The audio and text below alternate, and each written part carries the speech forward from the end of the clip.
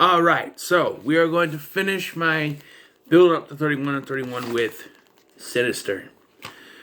Now, you don't know I originally had two more films to do, but I put in It Comes at Night and I just couldn't get into it. I kept looking at my phone, I kept moving on to other stuff, I could not get into it. I would sit down and I just couldn't get into it. So I turned it off and I put in a movie I knew I'd get into, and that's Sinister. And I did. I was way into this way more than It Comes at Night. So I decided to take It Comes at Night off my list and replace it with 28 Days Later. So that's in there. It's a good zombie flick. So we have Sinister. Sinister tells the story of Ellison Oswalt, who is a crime novel writer, who brings his family to this house that is a crime scene. Murders happened there, and he's trying to investigate. And when he gets there, his family doesn't know, but when he gets there, he finds a box of films which lead him to other murders that are connected, and he has this investigation and a deputy, and leads into some supernatural events. So, yeah. So, as I've said before, I guess I should put it that way, things are different when you first watch a movie, and then when you watch a movie with a critical eye, when you're now reviewing movies, there's a difference. Now, it wasn't a big difference here for me. I still enjoyed this movie. This is the third time I've watched it. I watched it 2 times before. I watched it when I bought this 3-pack from Walmart, and then I watched it again slightly before my channel started. I started doing the reviews on my channel. Watching it now, I do see some flaws, but they're not glaring flaws. It's just really things that bug me about this movie. But yes, so as said, Ellison and his family, they're played by Ethan Hawke, and his family, they moved to this town. I think it's in Kentucky because he has this book called Kentucky Blood, and the people are really pissed off at him. Well, he gets there and he starts going through boxes, and he finds one with a bunch of Super 8 footage on it. I do want to mention that later he has this stuff on his computer. Is there a way to convert Super 8 footage to digital stuff on the computer? I don't know. But he starts to go through investigating these murders. One happened at the house. Others are connected in some way, shape, or form.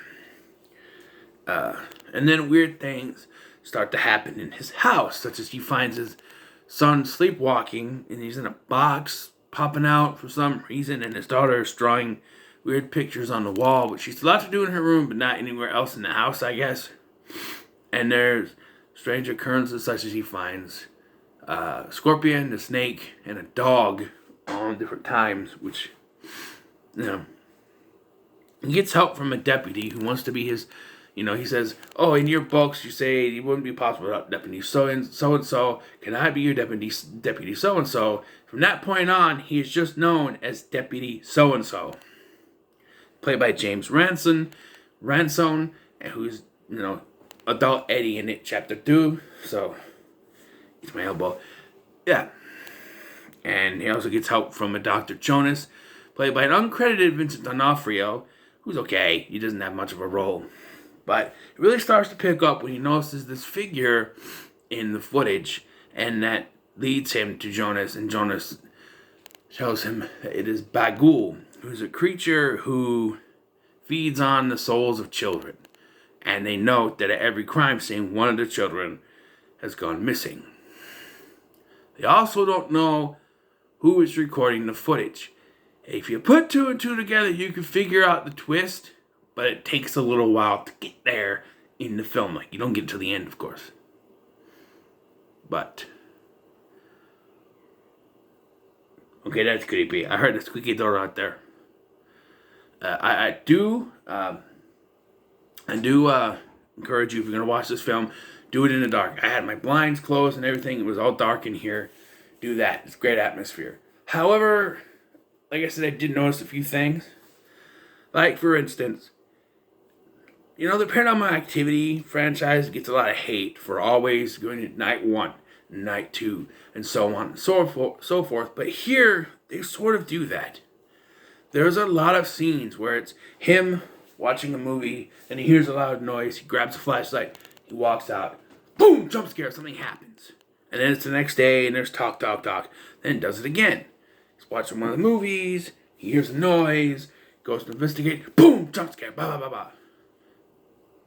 Happens about 3 or 4 times in the movie.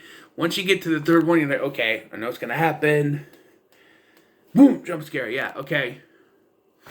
Not saying anything wrong about Scott Derrickson. I think he did good with Doctor Strange, and he's done other stuff, I'm sure, but it's just very formulaic.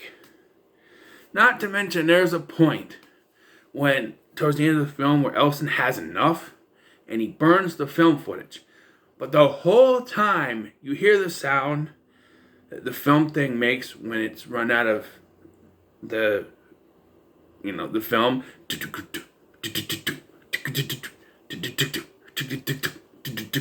Constantly. I'm there going, I can't handle constant noises like that, and it's bugging me. I had to mute TV until that part was done. It just... Some parts of this annoys me. I think the horror is done pretty well, except for those repeated jump scare attempts. And I did notice something choreographed early on in the film. If you know the twist, there's a scene where the daughter wants to learn how to make the coffee for her dad. And if you know the twist, you're like, oh, I see what they did. I'll get to it. But, yeah, Ethan Hawke is really good in this film. His performance is fantastic. He's probably the best thing in this film besides some of the scary images. Like the Super 8 film is very disturbing. The stuff that they show, it's very disturbing, and it's very well done, I might add. So he has Deputy So investigating stuff, and he's got Dr. Jonas talking to him. But he's had enough. At one point, all this stuff was going on. His wife finds out where they're living, and she freaks out. And then that night is when everything hits the fan, and he has enough. And he burns the footage and everything. And he's like, we're moving. We're getting out of here. We're done. Just get the kids. Tell them to pack up. We're getting out of here. And it turns out that is the worst thing he could have done in this situation. So they move back to their own house. And they get, all moved in, acquainted. He talks to Dr. Jonas about Bagul and everything. Then he gets a call from Deputy So-and-so, who tells him that all of the murders, they lived in the house where a previous murder happened. And then they moved back to their old houses, and then those murders occurred. They all happened after they moved back to their house. But it's too late for Ellison as he realizes there's some green goop in his coffee, and it's revealed that it was the kids. We get the final cut, or director's cut footage, whatever it's called, and it revealed that it was the missing kids recording the footage the whole time, being controlled by Bagul, and that his daughter is now one of them, and she sets up to kill the rest of her family and go off to the other Bagul world with Bagul, and movie ends. It's a good twist.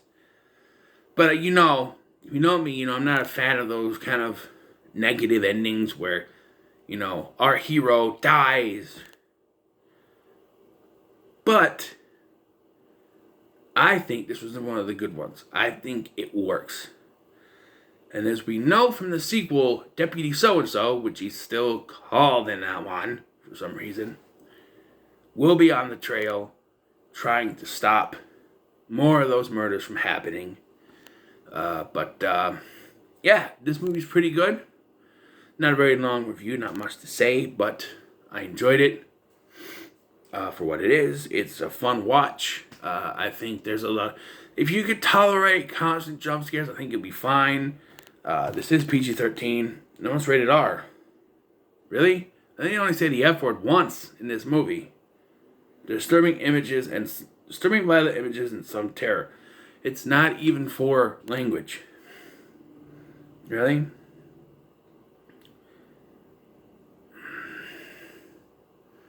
I would have pegged this for PG-13.